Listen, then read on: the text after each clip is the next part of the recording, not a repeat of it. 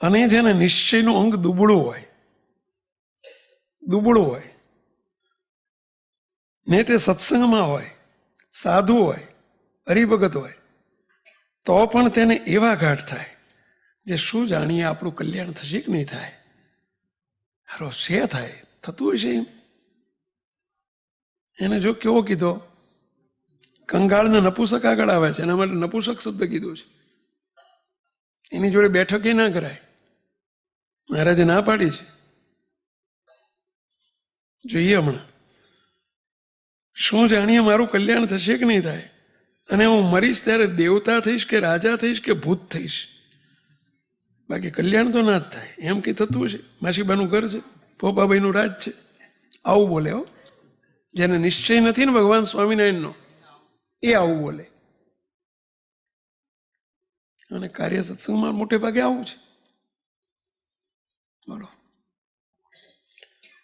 ભગવાનના સ્વરૂપનો પરિપૂર્ણ નિશ્ચય ન હોય તેને એવા ઘાટ થાય, આ કીધા એવા.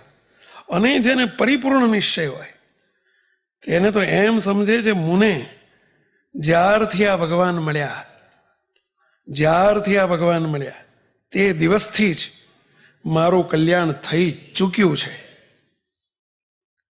બાપા હળવદના અમરસિંહ ખત્રીનો દ્રષ્ટાંત આપતા.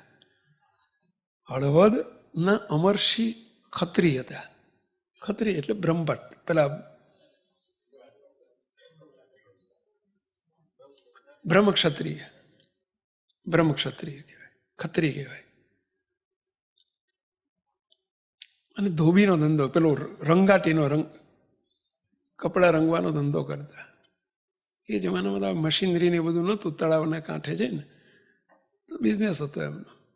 તે કપડાં ધોવે ને પછી રંગે ને બધું કરે. પણ સ્વામિનારાયણનો જબરજસ્ત નિશ્ચય મહારાજનો. તે કપડાં રંગતા ધોતા બહુ પાડે, બહુ ઊંચા સ્વરે સ્વામિનારાયણ સ્વામિનારાયણ સ્વામિનારાયણ. તે આ રીતે ભજન કરતા જાય. હવે ત્યાંથી રોજ આ લુગડા ધોતા હોય, સ્વામિનારાયણની ઉચ્ચ સ્વરે ધૂન બોલતા હોય, ભજન ચાલુ હોય, અને ત્યાંથી ધાંગધ્રા નરેશ ત્યાંથી ગોળી લઈને રોજ નીકળે. ધાંગધ્રાના રાજા હતા. એ રોજ આમ જોવે કે મારો બેટો સ્વામિનારાયણ જબરો છે, કોઈના બાપની શરમ રાખતો નહીં, મારો કેવો ઉચ્ચ સ્વરે બોલે છે. એક દાડો અમને જરા મશ્કરી કરવાની ઈચ્છા થઈ. જોવાની હતા, ઘોડી ઊભી રાખી. એ ખત્રી અહીંયા નજીક બોલાયો. બોલો ઓળખતો હતો કે રાજા છે, એટલે બોલો રાજા, બોલો હાથ જોડીને ઉભો રહ્યો. તું આ સ્વામિનારાયણ ઊંચા અવાજે બોલે છે, રોજ રાડિયું પાડે છે, ત્યાં સ્વામિનારાયણ તારું કલ્યાણ કરે એવું લાગે છે? શું પ્રશ્ન પૂછે છે? આ સ્વામિનારાયણ તારું કલ્યાણ કરે એવું લાગે છે? ત્યારે પેલો શું જવાબ આપે છે? બાપુ, શું વાત કરો છો તમે? હું બોલો છો તમે? આવો પ્રશ્ન પૂછ્યો? ફરતી બોલો ને, એક વખત ફરતી પૂછો ને. તે તું સ્વામિનારાયણ કરે છે, તે સ્વામિનારાયણ તારું કલ્યાણ કરે એવું લાગે છે? અરે બાપુ સાંભળો, મારા ઘરમાં ઊંદયડું રહે, ખિસકોલું રહે, બિલાડું રહે ને, એ મારી ઘરની પ્રસાદી ખાય છે ને એનું કલ્યાણ થઈ જાય. મારી પ્રસાદી ખાય તો થઈ જાય નહીં, થઈ ગયું. મારા ઘેર ગાયું છે, ભેંસું છે, મારા ઘેર બળદ છે, એનું થઈ ગયું. બાપુ આજે તમે મારી વાત સાંભળીને મારા દર્શન કર્યા ને, બાપુ તમારે બીજો જન્મ નહીં કરવો.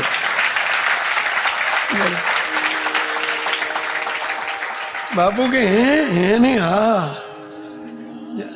મારો બેટો જબરો સ્વામિનારાયણ. બોલો, બાપુ જાય નાઠા. બોલો, આ છે નિશ્ચયનું બળ કેવું હોય. મુક્તો ભગવાન સ્વામિનારાયણનો પાવર આપણો પાવર નથી હો, કંઈ નથી આપણી જોડે. આ બધો પાવર કોની જોડે હોય? પેલા ઓલી ભેંસ કૂદે, કોના જોરે કૂદે? પેલા ખીલાના જોરે ભેંસ કૂદે. આપણો ખીલો જોરદાર છે, નિશ્ચય રૂપી ખીલો મજબૂત છે ને, એટલે આપણે આ કૂદકા મારીએ છીએ ભાઈ. આપણા જોરે નહીં હો, કશું ના થાય આપણાથી. ખીલો ઉકો પાપડે ના ભાગે, શેકેલો ના ભાગે. પણ સમર્થ ધણી ભગવાન સ્વામિનારાયણ મળ્યા છે અને આપણને એમના જેવા કૃતાર્થ કર્યા છે. અને એમાંય આપણને એવો એક મોટો જબરજસ્ત સત્પુરુષ રૂપી ખીલો મળી ગયો છે ભાઈ. અને આ બધો પ્રતાપ, આવો જોર અને પાવર ક્યારે રહે? જેને સત્પુરુષ મળ્યા હોય ને એને રહે. બાકી વતનામૃત તો આના જ છે.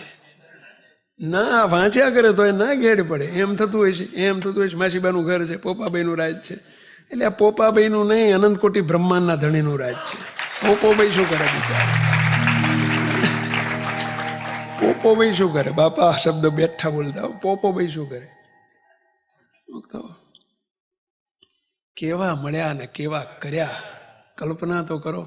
આ છે કારણ સત્સંગની દેન, આ છે સત્પુરુષની પ્રતિભા, આ છે સત્પુરુષનો યોગનો પાવર. બાકી જેને સત્પુરુષ નથી મળ્યા એને શું? આ શબ્દો તો એના એ જ છે. આ શબ્દો અસર ના કરે. શું કહે છે? જે દિવસથી ભગવાન મારું કલ્યાણ, જે દિવસથી મને આ ભગવાન મળ્યા, આ એટલે કોણ? સર્વોપરી સ્વામિનારાયણ ભગવાન મળ્યા, ત્યારથી જ મારું કલ્યાણ થઈ ચૂક્યું છે. અને જે મારું દર્શન કરશે અને મારી વાર્તા સાંભળશે તે જીવ પણ સર્વે પાપ થકી મુકાઈને જરૂર પરમ પદને પામશે. આવો કેફ રહેવો જોઈએ ભાઈઓ, મસ્તી રહેવી જોઈએ. એટલે ગુરુદેવ કહેતા આપણને કે મૂર્તિમાં રહીને તમે એ ભાવમાં રહો, મને કોણ મળ્યા છે ને કેવો કર્યો છે, અને એ ભાવમાં રહીને કરજો સંકલ્પ. બાપા આવું કહેતા, ખબર છે? આપણને કહેતા કે તમે વાતો કરજો, તમારા દ્વારા મહારાજ વાતો કરશે. આ ભાવમાં રહીને તમે રેલવે સ્ટેશને જાઓ તો ત્યાં સંકલ્પ કરજો, હે મહારાજ આ ટ્રેનમાં જેટલા બેઠા છે ને બધા એનું પૂરું કરજો. પોઈન્ટ પડી જશે. શાકભાજીની લારીએ જાઓ તો કહેજો કે તમે, હે મહારાજ આ શાકભાજી જેના ઘરમાં જાય ને અને મહારાજ એનું પૂરું કરજો. આ સંકલ્પો કરો, વાવેતર કરો. પેલા મહારાજ કરે, પણ જેને નપુસક હોય ને જેને વિશ્વાસ ના હોય એને શું થાય? એમ બોલ્યા થતું હોય છે. આપણે બોલીએ શું? તારા બોલવાથી કશું ના થાય, આપણા બોલવાથી કશું ના થાય. મહારાજને બોલાવો અને સંકલ્પ કરતા મહારાજને કરો તો થાય કે ના થાય પેલા? પણ આપણે પેલું મૂર્તિમાં રહેતા નથી આવડતું ને એટલે આપણને એમ થાય કે આપણે બોલીએ હોય આપણાથી શું થાય? આપણે બોલીએ શું થાય? કશું ના થાય. મૂર્તિમાં રહીને જ્યારે વાત થાય તો ન્યાલ કરી નાખે.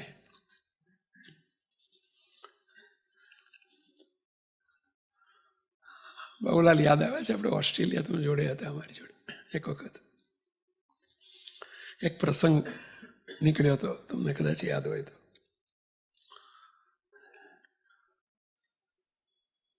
અમે ઓસ્ટ્રેલિયાથી ન્યુઝીલેન્ડ કે ન્યુઝીલેન્ડથી ઓસ્ટ્રેલિયા જતા હતા. રસ્તામાં ફ્લાઇટમાં બેઠા હતા અને મને બાબુલાલ મારી બાજુમાં બેઠેલા. એમણે મને પ્રશ્ન પૂછ્યો કે સ્વામી, હરિકૃષ્ણ મહારાજ ફ્લાઇટમાં બેઠા, એમાં કંઈ મહારાજનો શું સંકલ્પ હોય? પછી અમે એક વાત કરી કે શ્રીજી મહારાજ એક વખત સાળંગપુરથી કારિયાણી જતા હતા, ગાડું લઈને હરિભગત મૂકવા જતા હતા. મહારાજ ગાડામાં બેઠેલા અને ગાડી બીજું કોઈ હતું નહીં, ખાલી ગાડું હતું. એક ડોહા બિચારા હાલતા હાલતા જાય રસ્તામાં. મહારાજનો દયાળુ સ્વભાવ એટલે મહારાજે કહ્યું કે ભાઈ ઊભું રાખ, આ ડોહા બિચારા ચાલતા જાય છે, પૂછીએ આપણે એમને ક્યાં જવું છે. મહારાજ પૂછ્યું કે ડોહા બા ક્યાં જવું છે? તો કે સાળંગપુર જવું છે. અમે સાળંગપુર જઈએ છીએ, બે જાઓ, ગાડું ખાલી છે. તે પેલા ડોહાને બેહાડી દીધો. મહારાજ શું નામ ને ઠામ ને પૂછ્યું, આપણું પૂછતા પૂછતા સાળંગપુર આવી ગયું. મહારાજ કે તમારા ઘેર મૂકી જઈએ ઠેઠ, તમે ઘર બતાવો. ના ના, મને ગામના ઝાંપા ઉતારો, હું જતો રહીશ. ના ના, તમારે ઘેર મૂકી જઈએ. એ ઠેઠ મહારાજ એમના ઘરના આંગણા મૂકી આવેલા ગાડું જોડે. પછી પેલા હરિભક્તે પૂછ્યું, મહારાજ આટલા બધા દયાળુ? નહીં આંખની ઓળખાણ, નહીં કંઈ આપણે પહેચાન, અને તમે ઠેઠ એના ઘેર મૂકી આવ્યા? મહારાજ કે એના ઘેર નથી મૂક્યો, મારા ઘેર મૂક્યો છે. સમજાણું કઈ? એના ઘેર નથી મૂક્યો, અમારા ઘેર મૂકી દીધો છે. મહારાજનું ઘર એટલે સમજ્યા ને પેલા? એને અક્ષરધામ, કાર્ય સત્સંગમાં અક્ષરધામ કે, આપણી ભાષા મૂર્તિ મૂકી દીધો. હવે આ દ્રષ્ટિ કોની પાસે હોય? પછી સાંભળજો, મહારાજને કે મહારાજ પણ મફતમાં? મહારાજ કે જો હવે આજ આ તારા બળદે ગાડું ચાલ્યું ને, બળદનું પૂરું.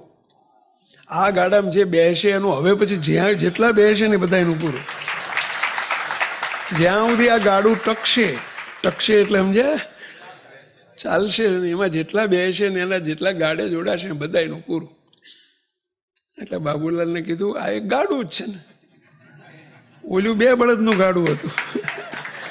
આ એરોપ્લેન એક જાતનું ગાડું જ છે ને પેલા, વ્હીકલ જ કહેવાય ને, વાહન જ છે ને પેલા. એ તો આપણે જો એ જ મહારાજ જે કારિયાણીથી સાળંગપુર જતા હતા એ જ મહારાજ અત્યારે ફ્લાઇટમાં બેઠા છે. તો મહારાજને પ્રાર્થના કરી, મેં તો બહુ કરી કીધું, કરી લીધી બેહતા પહેલા જ કે હે મહારાજ, આ ગાડામાં જેટલા અત્યારે બેઠા છે ને જેટલા ભવિષ્યમાં બેહે ને ગાડું જ્યાં સુધી ટકે એટલે સમજાય, આ વિમાન જ્યાં સુધી ટકે ને એમાં જેટલા બેહે ને એટલાનો મહારાજ તમે કારણ સત્સંગમાં ખેંચીને એનું પૂરું કરજો.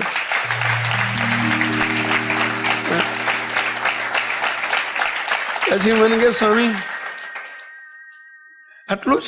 મેં કીધું એટલું જ નહીં, આગળના ફ્લાઇટમાં જ્યાં આપણે જ્યારે ફ્લાઇટમાં બેસવાનું હતું ત્યારે એરોપ્લેન ફ્લાઇટ ઉપર એરોડ્રામ ઉપર એરપોર્ટ ઉપર કેટલા બધા ફ્લાઇટ પડ્યા હતા, ઢગલાબંધ પડ્યા હતા બધા. હું તો મહારાજને એ જ પ્રાર્થના કરતો હતો કે હે મહારાજ તમારી નજર દોડાવો, જેટલા ફ્લાઇટ ઉપર તમારી નજર પડે ને બધા ગાડાનું કામ કરી નાખજો, ગાડામાં બેહે બધાનું કરજો. હવે આવું સાંભળીને કાર્ય સત્સંગમાં બીજાને જેને વિશ્વાસ ના હોય ને શું થાય?